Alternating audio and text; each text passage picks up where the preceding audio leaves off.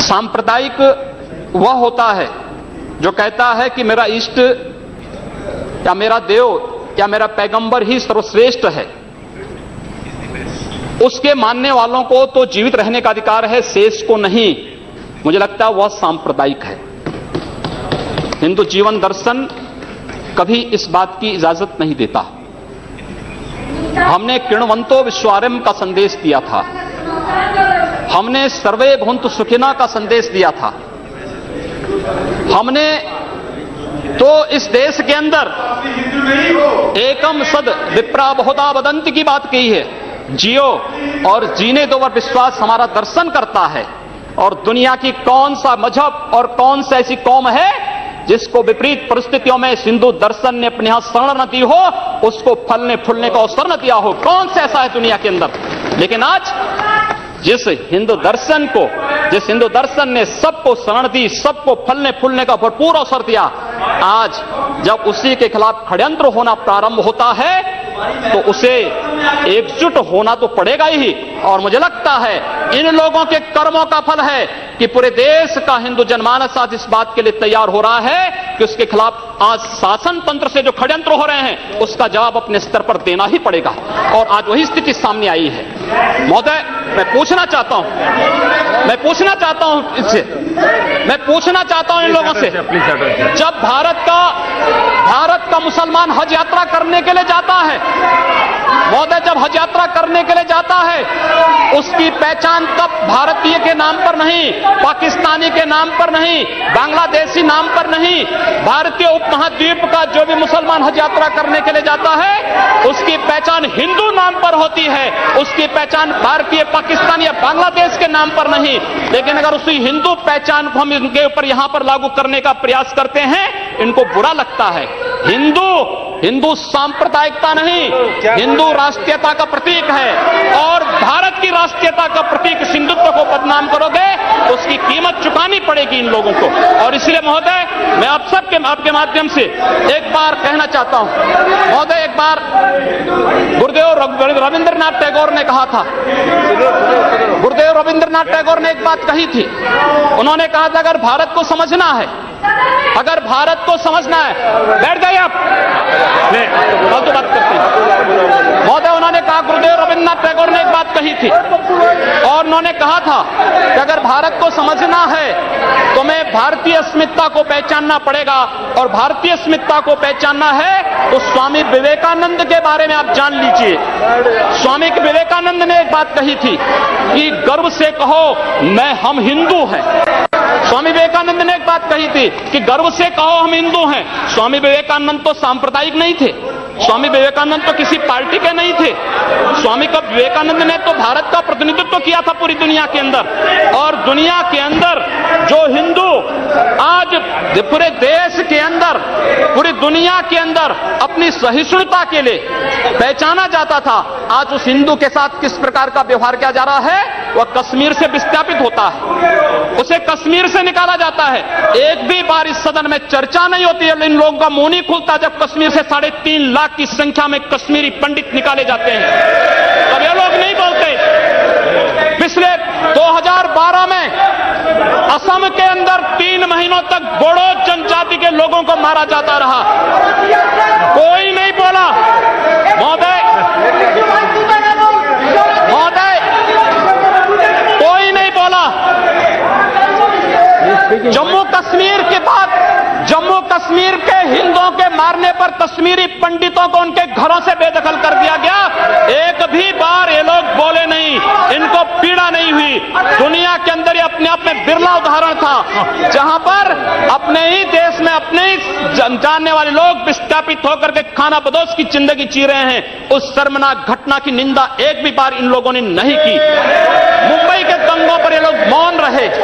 जमशेदपुर और भागलपुर के दंगे कांग्रेस के समय हुए थे, एक भी बार इन लोगों ने उस पर चिंता व्यक्त नहीं की। और तो और 1984 में इस देश के अंदर जिन सिख गुरुओं का योगदान इस देश को बचाने और इस देश की धर्म और संस्कृति, इस देश के समाज को बचाने में बहुत महत्वपूर्ण थी, उन सिखों के कत्लेआम पर भी इनको शर्म महसूस नहीं होती है। और आज लोग इस देश के अंदर बात करते हैं सांप्रदायिक सौहार्द की। इनका पूरा चेहरा सांप्रदायिक हिंसा से रंगा हुआ है, सांप्रदायिक एजेंडे से रंगा हुआ है। और इसीलिए बंधु महोदय, इस देश के अंदर असम में क्या हो रहा है, बांग्लादेशी घुसपैठिए इन लोगों के अपने हो गए और इस देश में लाखों वर्षों से रहने वाला समुदाय पराया हो गया। इस देश के अंदर महोदय, असम में बांग्लादेशी घुसपैठियों के कारण कोकराझाड़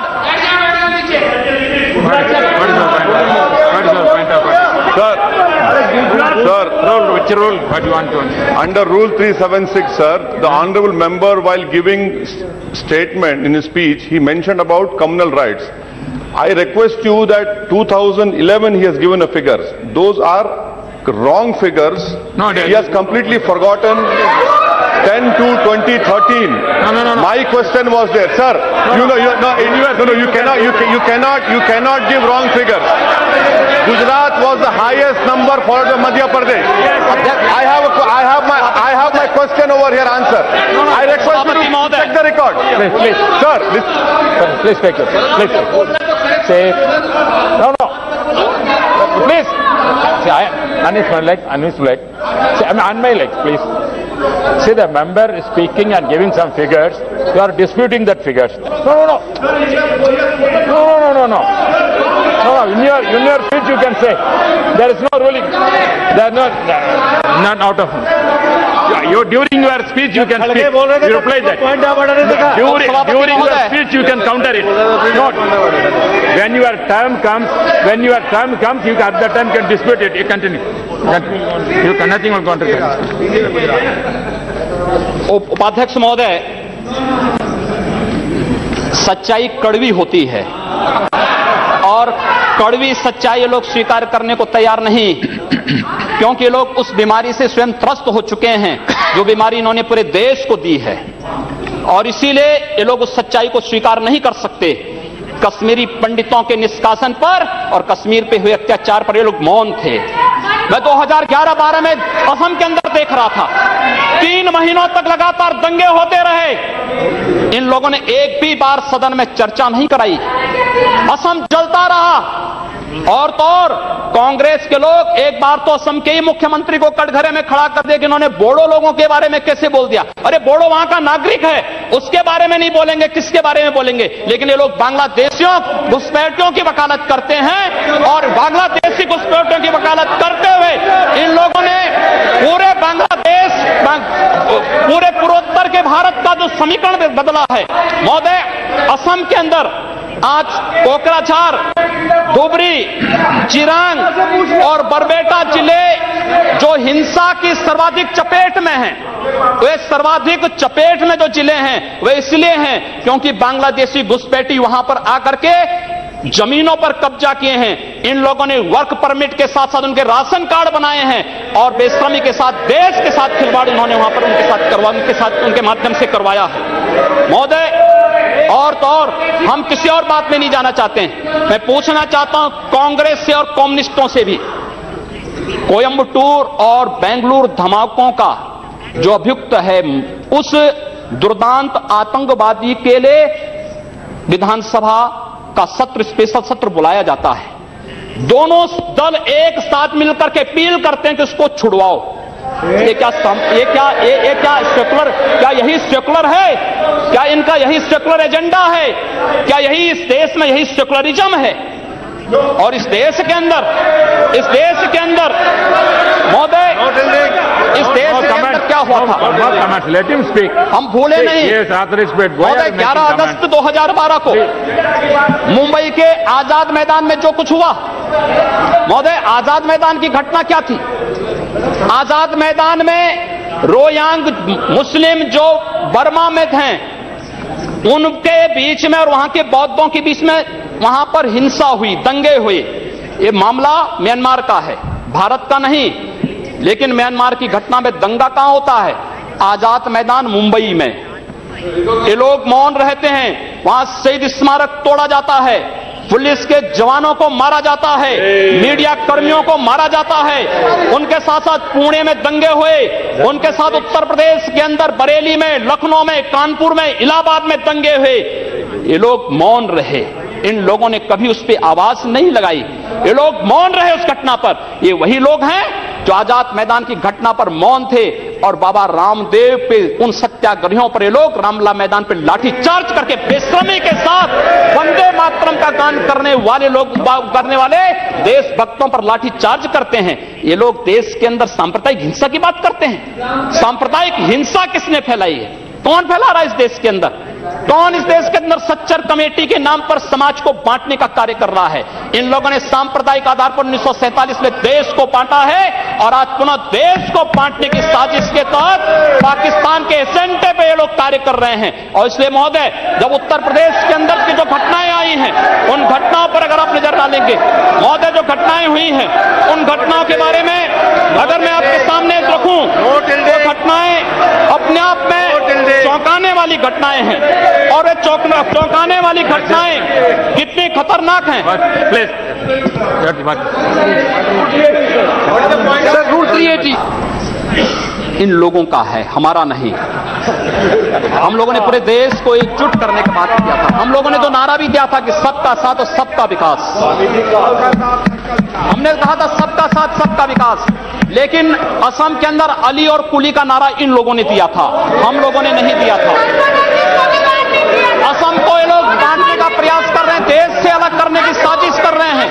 और इसीलिए मैं आपके माध्यम से कहना चाहता हूं, क्या यही इनका सेकुलरिज्म है?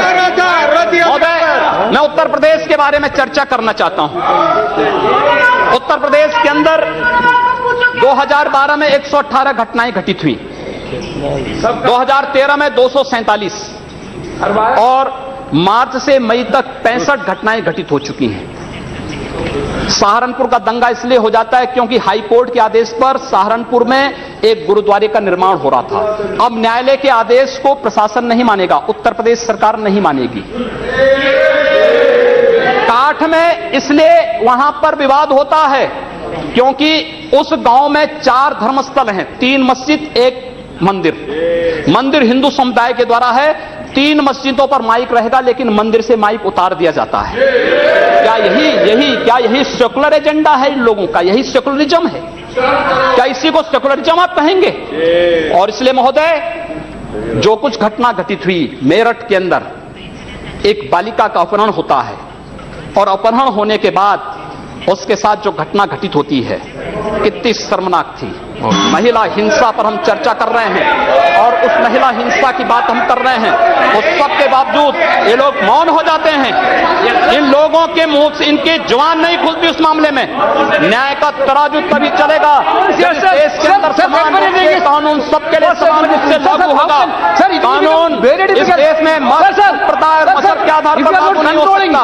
और इसलिए महोदय, मैं आपके माध्यम से माननीय गृह मंत्री से चाहूंगा, कांग्रेस ने मुद्दा दिया है, अच्छा होगा पूरे देश के अंदर और उत्तर प्रदेश के अंदर जो एक घटनाएं घटित हुई हैं इनकी एसआईटी जांच करा दी जाए। किसी सिटिंग जज से, किसी सुप्रीम कोर्ट के सिटिंग जज से इन सांप्रदायिक दंगों की जांच करवाने के साथ साथ और राष्ट्रीय तत्वों से किनके संबंध हैं इसकी भी जांच करा दी जाए। दूध का दूध, पानी का पानी सबके सामने आ जाएगा। यही मांग करते हुए मैं अनुरोध करना चाहूंगा, ये लोग सांप्रदायिक एजेंडे के साथ देश के सामने आए हैं और ये लोग देश के खिलाफ, इनके खतरनाक मंसूबों के खिलाफ हम सबको लड़ना पड़ेगा।